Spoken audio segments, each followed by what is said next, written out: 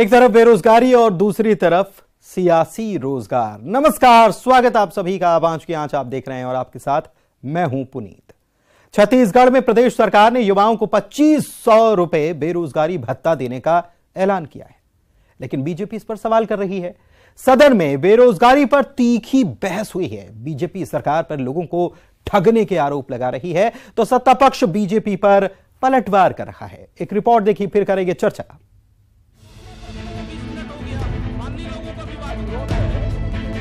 बेरोजगारी भत्ता पर छत्तीसगढ़ में सियासी घमासान मचा है। सदन में भी बेरोजगारी भत्ते पर सत्ता पक्ष और विपक्ष में तीखी नोकझोंक हुई।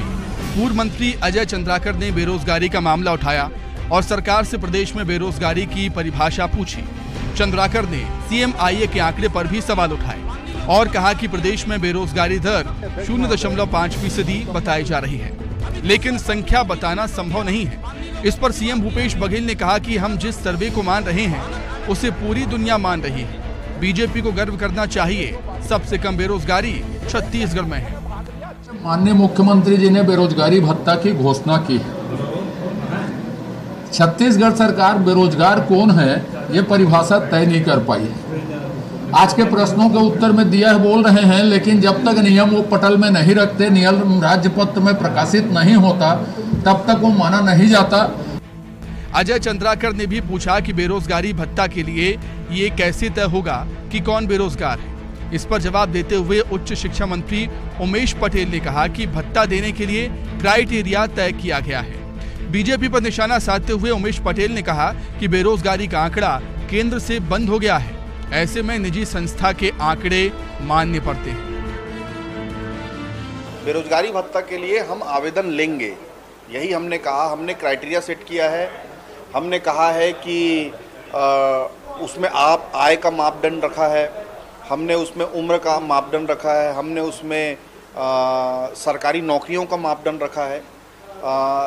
कोई भी जो उस आय की सीमा से और उससे अंदर में रहेगा, हम सब उनको बेरोजगारी भत्ता देंगे। प्रदेश में बेरोजगारी भत्ते पर सियासी घमासान जारी है। बीजेपी इसे लेकर सदन के बाहर भी लगातार सवाल उठा रही है। बीजेपी नेता OP चौधरी ने कहा है कि बेरोजगारी भत्ता के नाम पर ठगा जा रहा है। उन्होंने तंज कसते हुए कहा कि जो क्राइटेरिया बनाया गया है उससे लगता है जो खानदानी बेरोजगार होगा उसे भत्ता मिलेगा। प्रदेश की सरकार ने 10 लाख लोगों को बेरोजगारी भत्ता देने का वादा किया, लेकिन 10,000 लोगों को भी बेरोजगारी भत्ता नहीं मिलेगा। युवाओं को बेरोजगारी भत्ता के नाम पे अब ठगा जा रहा है। 4 सालों तक कोई भी इनको भत्ता नहीं दिया गया।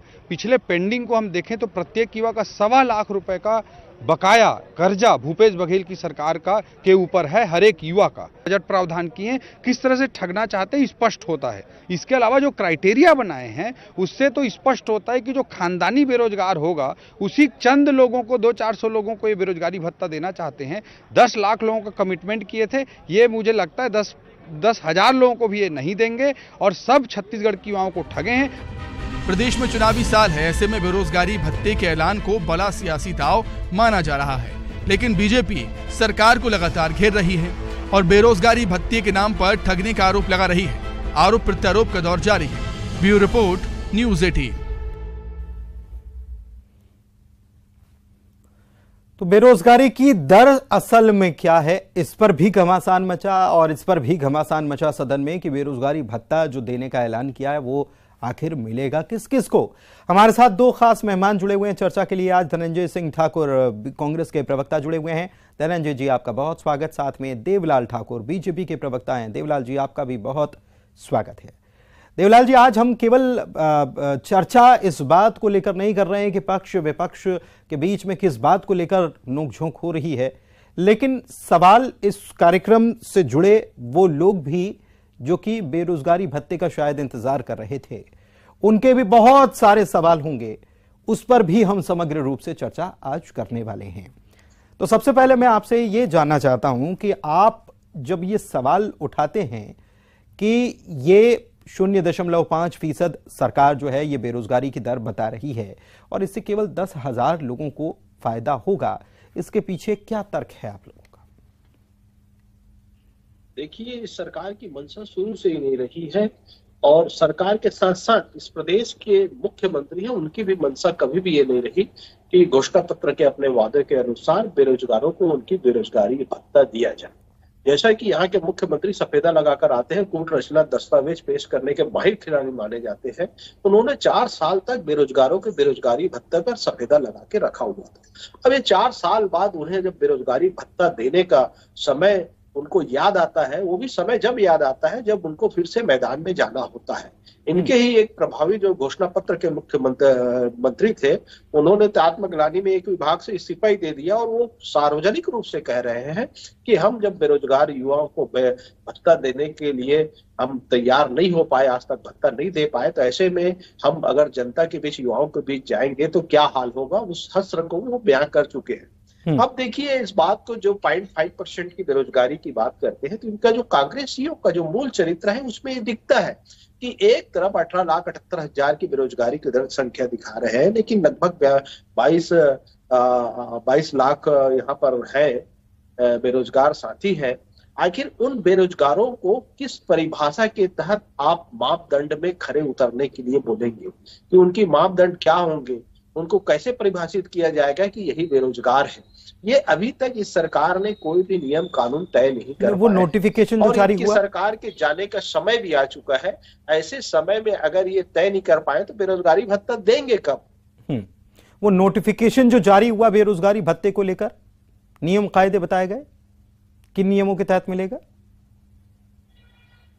जी, इन्होंने तो अभी तक नोटिफिकेशन जारी नहीं किया है। उसमें पर कौन बेरोजगार होगा, किसे बेरोजगार माने जाएगा, पंजीकृत बेरोजगार होगा, बेरोजगारियों की व्यवस्था क्या होगी, अवस्था क्या होगी, किन लोगों को क्राइटेरिया के तहत दिया जाएगा, ऐसी कोई इनकी मेन चीज है, मंशा ही नहीं है बेरोजगारों को बेरोजगारी भत्ता देने के लिए। जैसे पूर्व में एक मोबाइल कंपनियां चलाती थी ना कि आउट गोइंग फ्री, नियम एवं शर्तें लागू, तो नियम एवं जो शर्तें हैं वो दिख नहीं रहा है। ठीक है धनंजय जी, आपने आरोप सुन लिए कि क्या क्या आरोप हैं। सवाल बेरोजगारों से जुड़ा हुआ है। यह भी सवाल उठता है कि आपने वायदा कब किया था, वायदा पूरा कब कर रहे हैं? बैकलॉग हो जाता है और उसे कैसे पूरा करेंगे? देखिए पुनीत जी, सबसे पहले तो भारतीय जनता पार्टी को तो बेरोजगारों से, इस देश के बेरोजगारों से माफी मांगनी चाहिए, क्योंकि जो नरेंद्र मोदी जी की सरकार 9 साल में जो 18 करोड़ युवाओं को जो हाथ में देना था, वो 18 करोड़ हाथ में रोजगार देने में असफल साबित हुई है। और डरी और भयभीत मोदी सरकार ने बेरोजगारी बताने वाले साइट को भी बंद करके अपने नाकामी को छुपाने का काम किया। हमारी सरकार 2018 में जब हम विधानसभा चुनाव में गए तो हमने बेरोजगारी भत्ता देने का वादा नहीं किया था, हम रोजगार की बात किए थे। और निश्चित तौर पर आज अगर हम बेरोजगारी भत्ता दे रहे हैं तो आपके चैनल के माध्यम से दावा करता हूँ, ना हमने वादा किया था, ना प्रदेश के युवा हमसे बेरोजगारी भत्ता मांग रहे हैं, लेकिन एक नैतिक जिम्मेदारी, एक सामाजिक जिम्मेदारी का निर्वहन करते हुए हमारी सरकार 2 साल तक युवाओं को बेरोजगारी भत्ता देने का निर्णय किया है। इन 2 साल में उनके लिए रोजगार की सृजन हमारी सरकार करेगी। उसके लिए हमने नियम कायदे बना दिए। उसमें आय कितनी होनी चाहिए, आयु कितनी होनी चाहिए, शिक्षा कितनी होनी चाहिए, कब तक के लोगों को उसमें बेरोजगारी भत्ता मिलेगा, छतरी का मूल निवास होना चाहिए, ये सारे नियम हम बता दिए और जिनको उस दायरे में आते हैं वो बेरोजगारी भत्ते के लिए आवेदन भी कर रहे हैं। यही तो पीड़ा है भारतीय जनता पार्टी को। एक वो केंद्र के नरेंद्र मोदी की सरकार जो युवाओं को ठगने का काम किया, युवाओं को छलने का काम किया, युवाओं को धोखा दिया, और प्रदेश की भूपेश सरकार हर रास्ते से युवाओं को मदद कर रही है, चाहे रोजगार के माध्यम से हो, स्वरोजगार के माध्यम से हो, सरकारी नौकरी के माध्यम से हो, या अब वो युवा जिनके हाथ में रोजगार नहीं है उनके साथ भी सरकार खड़ी हो रही है। यही भाजपा को पीड़ा है, इसलिए झूठ बोलकर अफवाह फैला रहे हैं। इनको बताना चाहिए ना कि अगर 18 करोड़ रोजगार 9 साल में मिलता तो आज 0.5% छत्तीसगढ़ बेरोजगारी दर है, वो भी 0 होता। असल में केंद्र सरकार नाकाम रही है, इसलिए राज्य सरकार के ऊपर आरोप लगाना। ठीक है, एक चीज मैं समझना चाह रहा हूं कि आपने ये कहा है कि हमने बेरोजगारी भत्ते की कोई बात नहीं कही थी, लेकिन हम दर्द समझ रहे हैं इसलिए हम बेरोजगारी भत्ता देने की पहल हमने कर दी है। लेकिन ये बेरोजगारी भत्ता क्यों दिया जा रहा है? इन्वेस्टमेंट की बात कर ली जाए। देखिए, बेरोजगारी और रोजगार दोनों आपस में जुड़े हुए हैं। मुझे थोड़ा सा बताएंगे कि प्रदेश में कितना इन्वेस्टमेंट हुआ और कितने रोजगार सृजन हुए? निश्चित तौर पर प्रदेश में आप देखेंगे हमारी सरकार बनने के बाद 4 साल में लगभग 75,000 करोड़ रुपए का इन्वेस्टमेंट हुआ है। साथ में आप देखेंगे लगभग 30,000 से अधिक सरकारी पदों की भर्ती हुई है। 2.5 लाख लोगों को अलग से प्राइवेट सेक्टर में रोजगार मिला है। 5 लाख रोजगार हम सृजन करने में कामयाब हुए ना 4 साल में। और रोजगार मिशन का जो लक्ष्य निर्धारित किया कि आने वाले 5 साल में 15 लाख लोगों को रोजगार देंगे। और बेरोजगारी भत्ता पे आपने सवाल पूछा, हम उन बेरोजगार युवाओं के साथ में खड़े हुए हैं। सरकार उनकी सरकार है, उनके साथ खड़ी हुई है।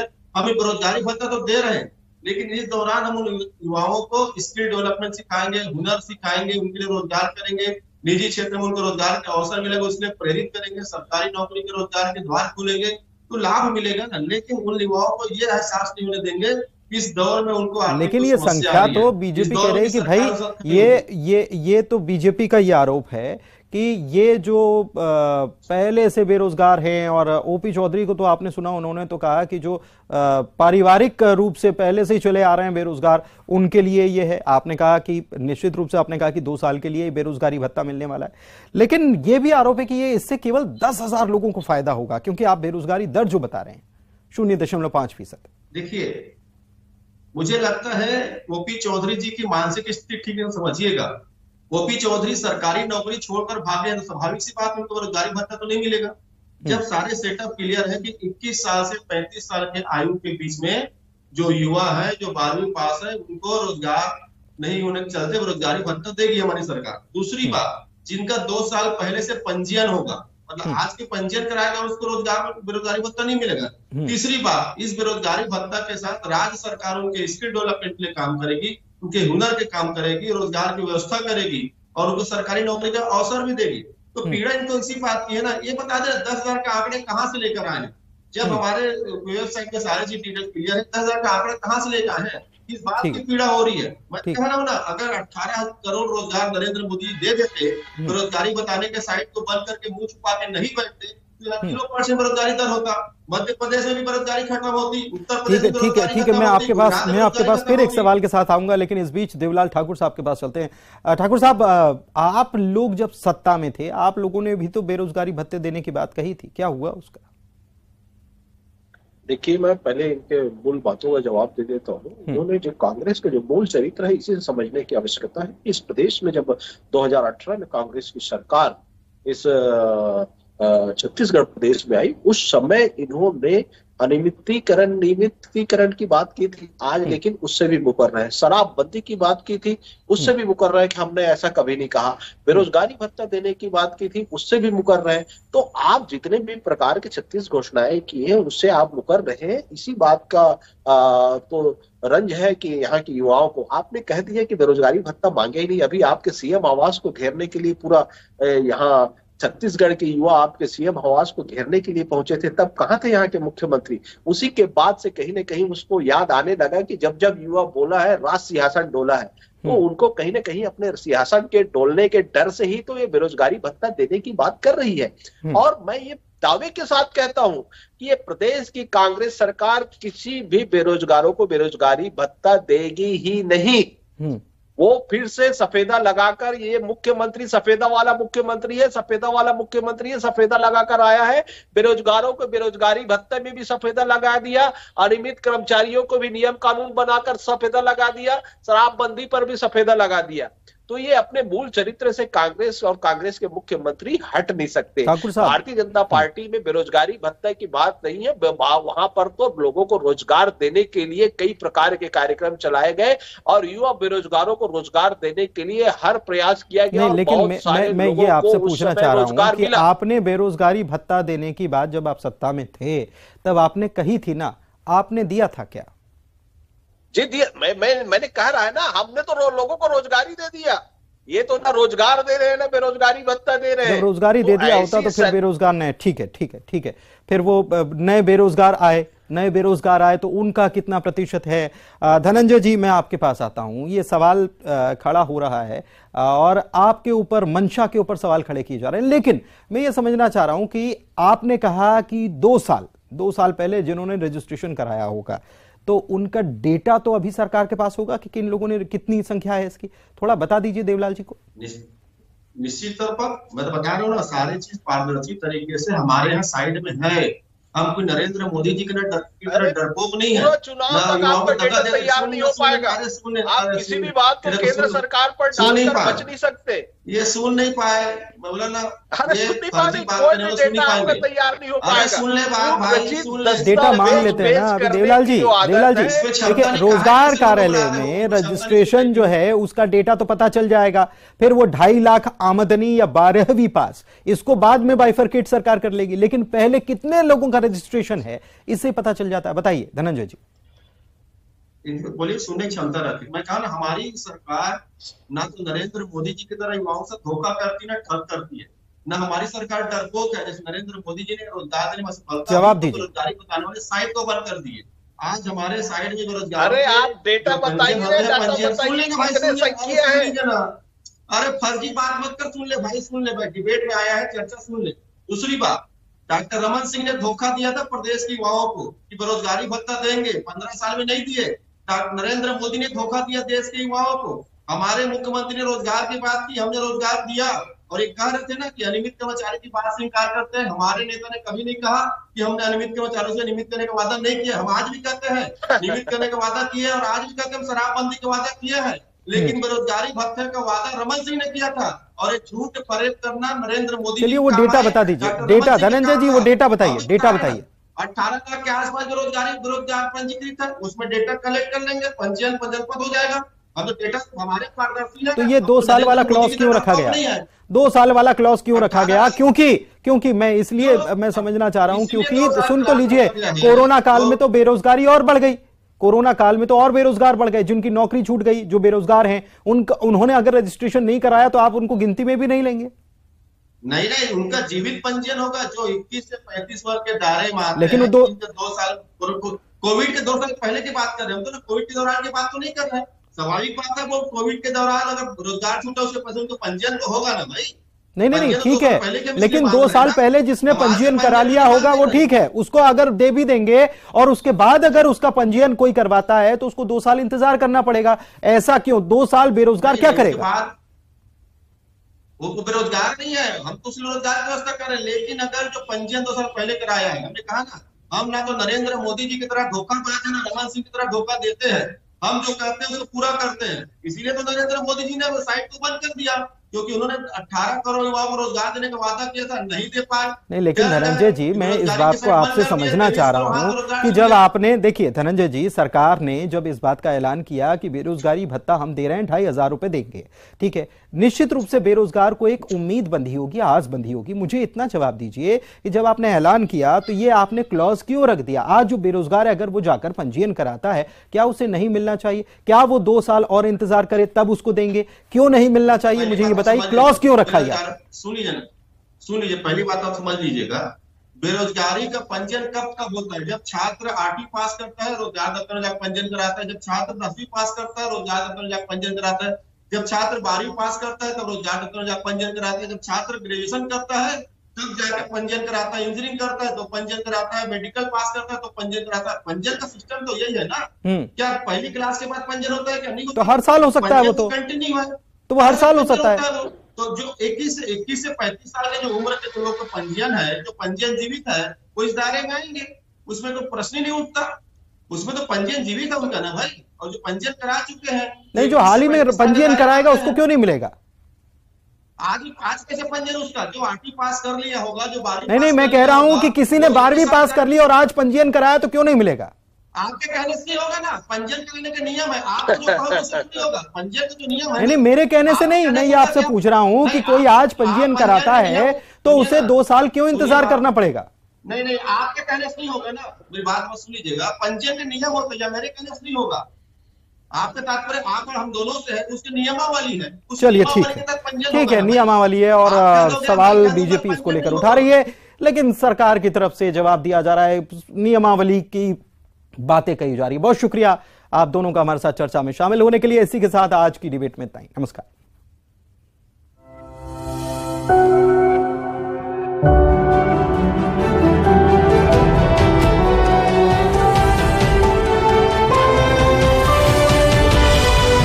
Poonawalla FinCorp presents News 18 Rising India.